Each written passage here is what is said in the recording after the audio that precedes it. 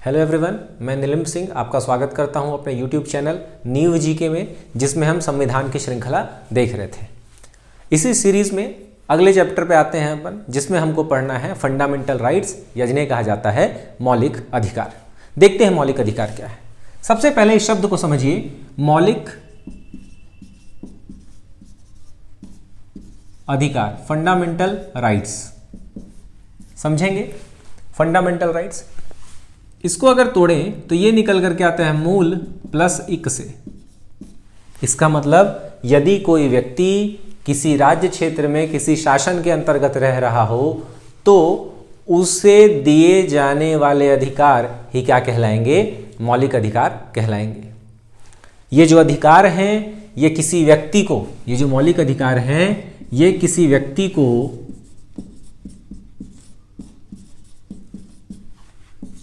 शासन से सुरक्षा प्रदान करते हैं।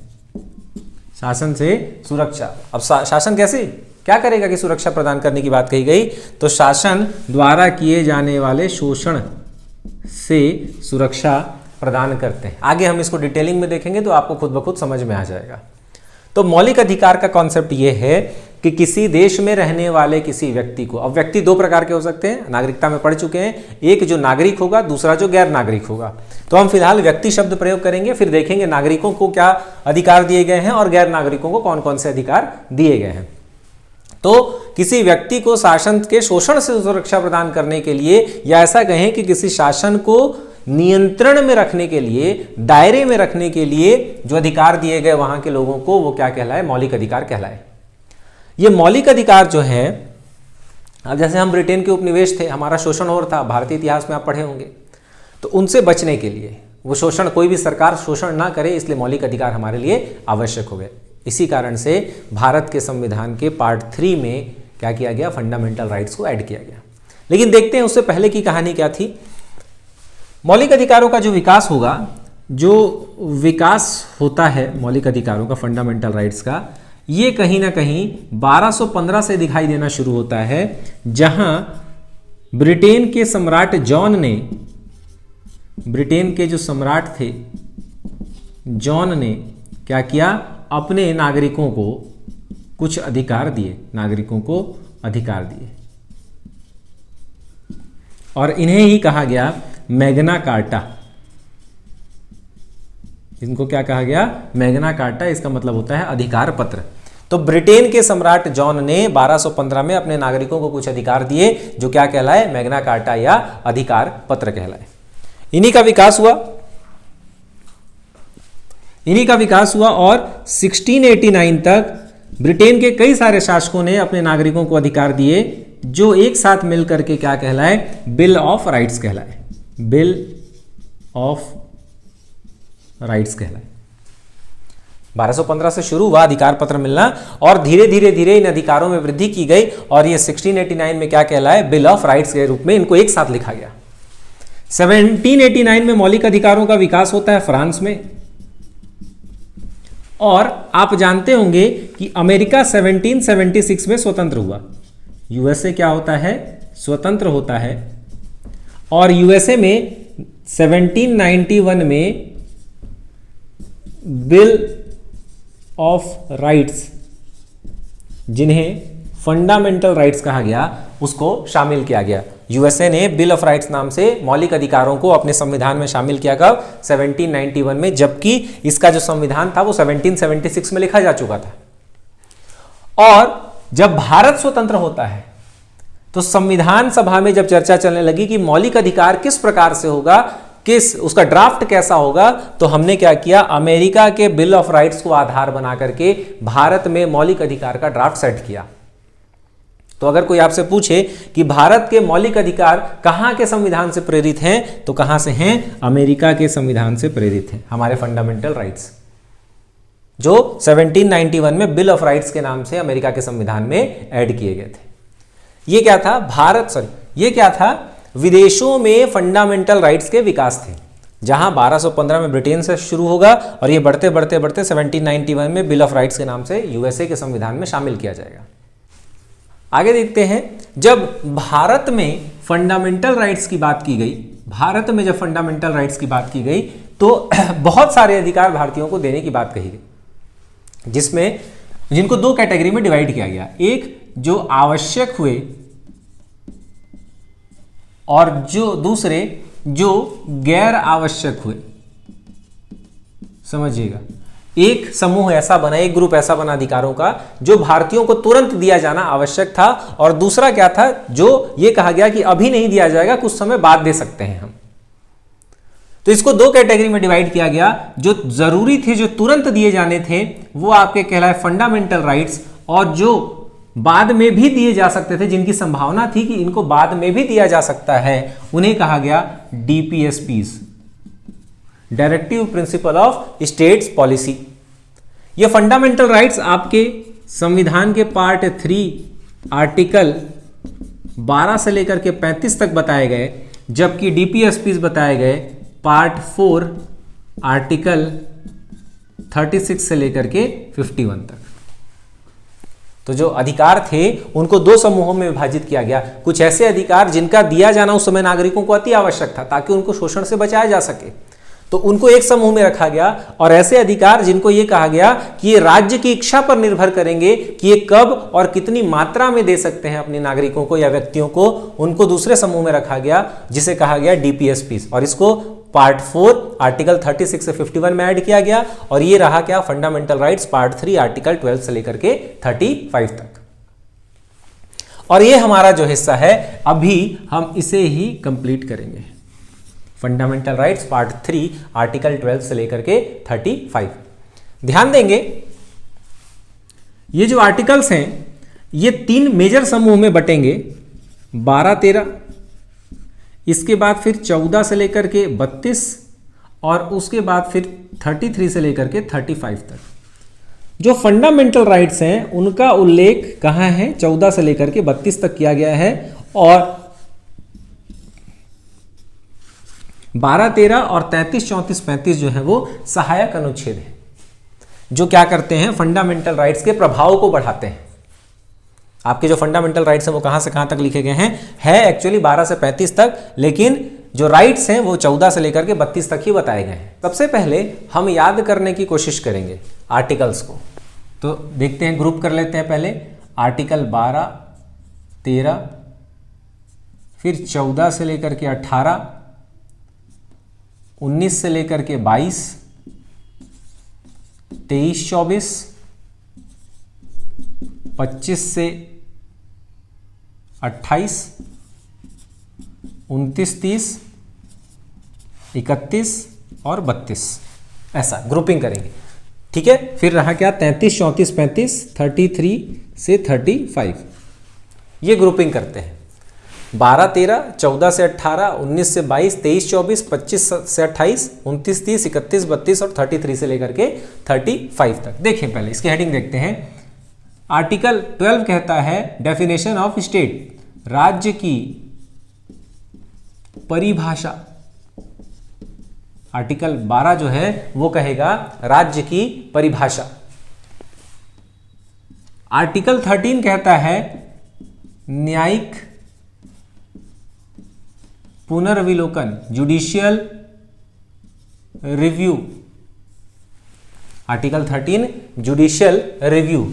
अब 14 से आपने देखा कि 14 से 32 तक जो है वो अधिकार थे, तो 14 से 32 तक के अधिकार, तो 14 से 18 के ग्रुप को हम लेते हैं समानता का अधिकार। समानता का अधिकार। समानता के बाद स्वतंत्रता का अधिकार, शोषण के विरुद्ध अधिकार,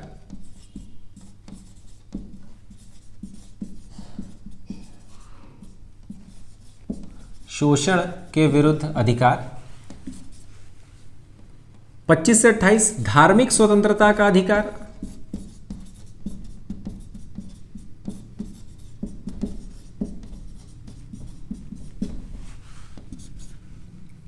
नेक्स्ट, सांस्कृतिक स्वतंत्रता का अधिकार। 31 संपत्ति का अधिकार। 32 में कहा जाता है रिट, और 33 से लेकर के 35 ये है अन्य, अदर्स। ठीक है, सबसे पहले ध्यान देंगे 12-13 ग्रुपिंग कीजिए, 14 से 18, 19 से 22, 23-24, 25 से 28, 29-30, 31-32, 33 से 35। Definition of state, judicial review, right of equality, right of independence या freedom, right against exploitation, right of religion, right of culture, right of property, writ और अदर्स। 33 से लेकर के 35 तक। तो ये हैं आपके 12 से लेकर के 35 तक के आर्टिकल्स का हेडिंग, जिनको हमने मेजर ग्रुप्स में डिवाइड किया हुआ है। ध्यान रखेंगे आप, यहां देखिए अधिकार शुरू होता है 14 से और अंत होगा अधिकार कहां, ये रिट। रिट भी एक अधिकार है। तो 14 से 32 तक अधिकार हैं, 12, 13 और 33, 34, 35 जो है वो क्या करते हैं, इनके सहायक अनुच्छेद हैं। यहां ध्यान देने लायक बात यह है कि जो आर्टिकल 31 है संपत्ति का अधिकार, इसे 44th कॉन्स्टिट्यूशनल अमेंडमेंट एक्ट 1978 के माध्यम से क्या कर दिया गया है, शिफ्ट कर दिया गया है, और ये अब आर्टिकल 300A में शामिल है। और राइट ऑफ प्रॉपर्टी जो है अब एक क्या है, एक विधिक अधिकार है, लीगल राइट। अब क्या है, एक विधिक अधिकार या लीगल राइट है, ध्यान रखना है। तो अब हमें कितने अधिकार प्राप्त हैं, समानता का अधिकार, स्वतंत्रता का अधिकार, शोषण के विरुद्ध अधिकार, धार्मिक स्वतंत्रता का अधिकार, सांस्कृतिक स्वतंत्रता का अधिकार और रिट। 6 समूह हैं, 6 ग्रुप में हमको इतने अधिकार प्राप्त हैं। जो आर्टिकल 31 था उसे 44th कॉन्स्टिट्यूशनल अमेंडमेंट एक्ट 1978 के माध्यम से आर्टिकल 300A में शामिल कर दिया गया, और अब ये फंडामेंटल राइट ना होकर के क्या है, लीगल राइट है, एक विधिक अधिकार है। देखते हैं article 12, definition of state. Definition of state ये कहता है कि राज्य के भीतर कौन कौन होगा, राज्य की परिभाषा में कौन शामिल होता है, राज्य की परिभाषा में कौन कौन शामिल होता है। देखें, सबसे पहला टॉप टू बॉटम आते हैं। सबसे पहला केंद्र सरकार, दूसरा राज्य सरकार मेजर, स्थानीय प्राधिकारी,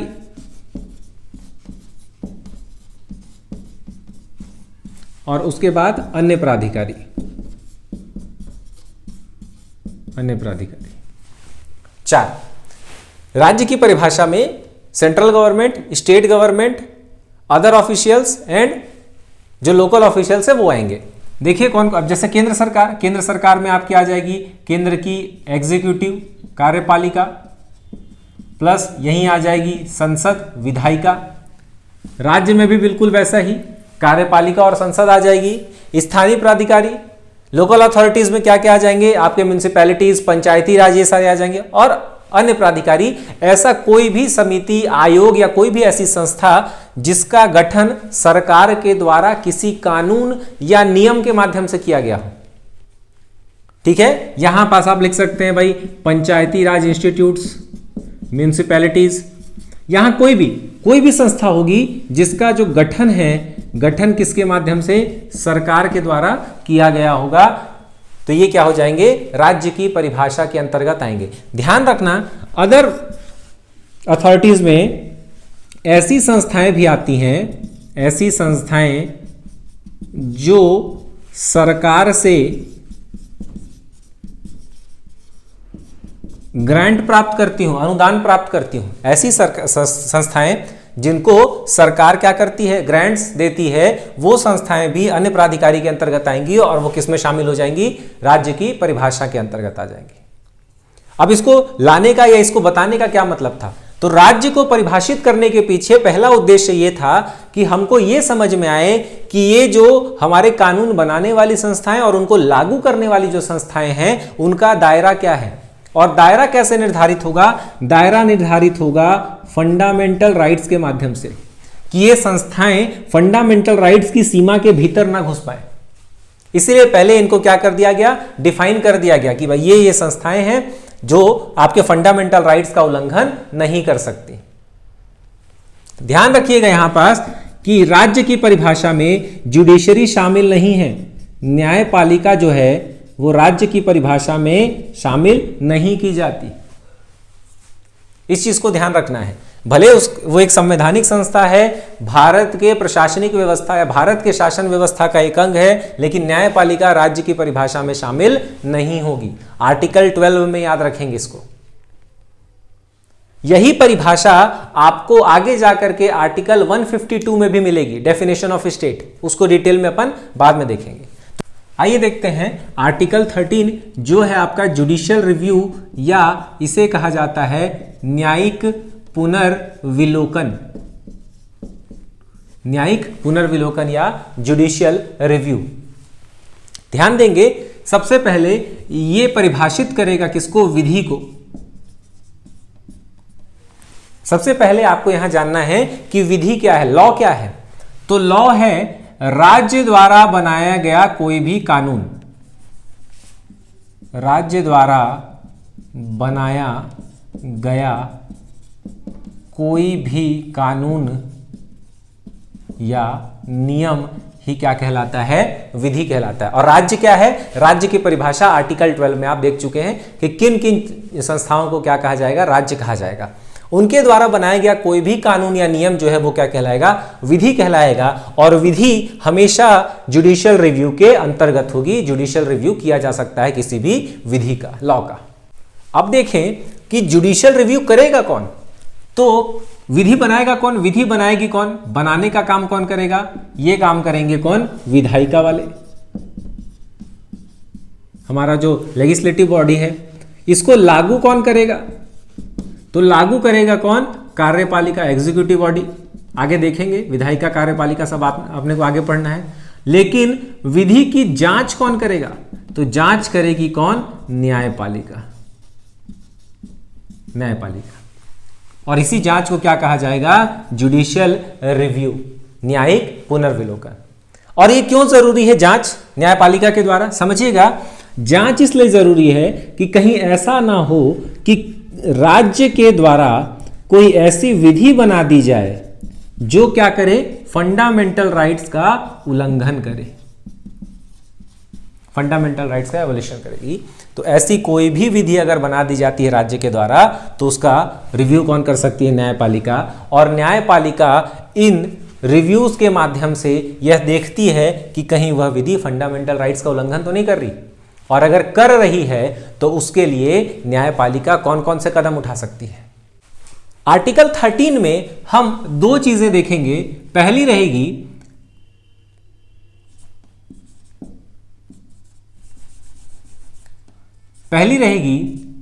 आच्छादन का सिद्धांत, डॉक्ट्रिन ऑफ एक्लिप्स। और दूसरी रहेगी पृथक करणीयता का सिद्धांत। आर्टिकल 13 में आच्छादन का सिद्धांत और दूसरा क्या है, पृथक करणीयता का सिद्धांत, डॉक्ट्रिन ऑफ एक्लिप्स और डॉक्ट्रिन ऑफ सेवरेबिलिटी। दो चीजें हैं, पहले इसको समझते हैं। आर्टिकल 13 वैसे ही क्लियर हो जाएगा।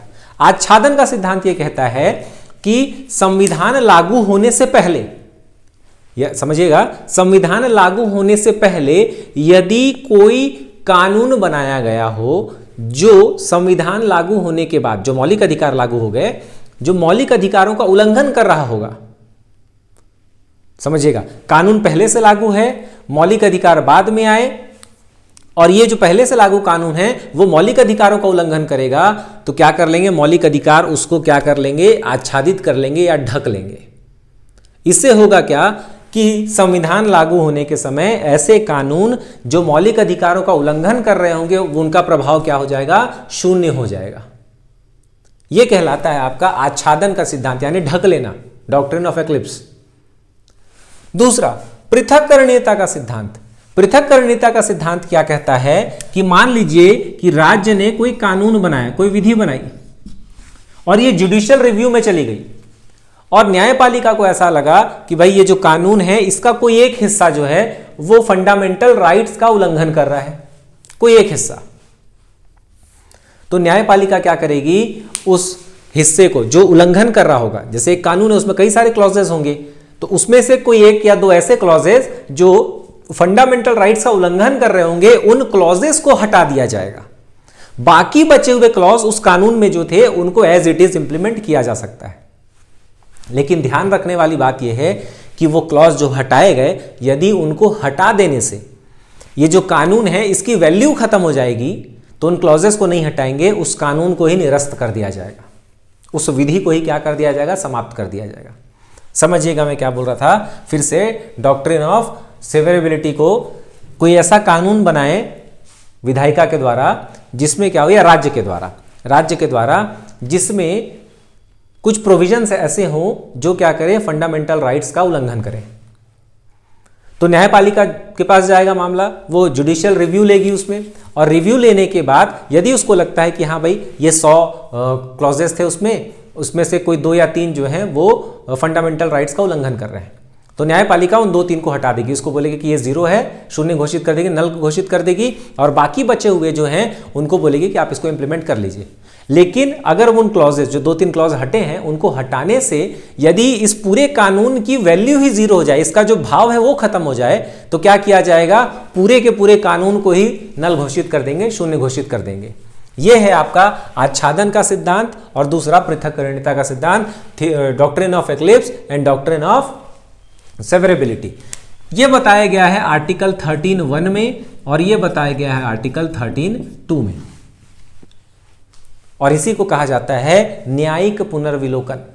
तो आज इतना ही। आगे की क्लास में हम आर्टिकल 14 से आगे बढ़ेंगे और उसकी डिटेलिंग करेंगे। 1-2 लेक्चर लगेगा इस पूरे पार्ट को खत्म करने में, बड़ा पार्ट है और थोड़ा डिटेल में पढ़ना है।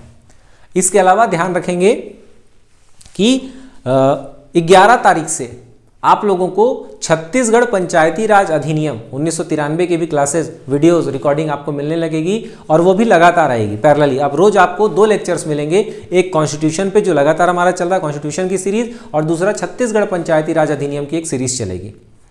जो परीक्षा आ रही है उसमें वो भी जरूरी है, इसलिए हम पैरेलली उसको भी लेकर के चलते हैं। जिनको ये वीडियोज देखने हैं वो कंटिन्यू कर सकते हैं, हमारे चैनल को सब्सक्राइब कर सकते हैं। ठीक है, तो आज इतना ही रखेंगे, बाकी नेक्स्ट क्लास में। Thank you.